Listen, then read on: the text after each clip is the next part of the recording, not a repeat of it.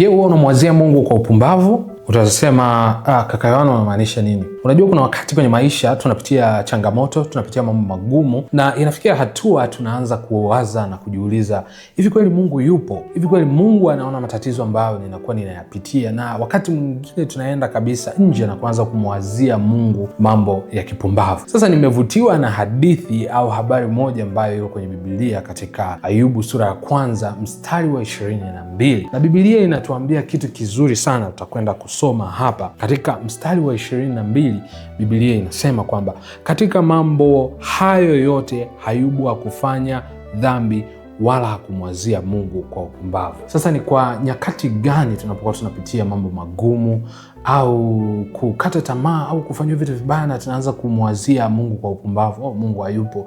Kama Mungu angekuwepo, kwa nini napitia haya? Lakini Biblia inatufundisha jambo moja zuri sana, kwamba pamoja na yote ambayo ukiyasoma kwanza ile sura ya 1 mstari wa 1, Ayubu anapewa taarifa za watoto wake kufa, mifugo na vitu vingine, lakini hayo yote hayakumfanya Ayubu hamwazie Mungu kwa upumbavu. Ayubu bado aliendelea kumpenda Mungu. Ayubu bado aliendelea kumwamini Mungu. Na wewe je, leo unamwazia Mungu kwa upumbavu unapokutana na nyakati ngumu? Nikukumbushe tu kwamba jitahidi katika mambo yote unayoyafanya usimwazie Mungu kwa upumbavu. Ndugu yako Yohana Deniz, naweza kaniita Mtele.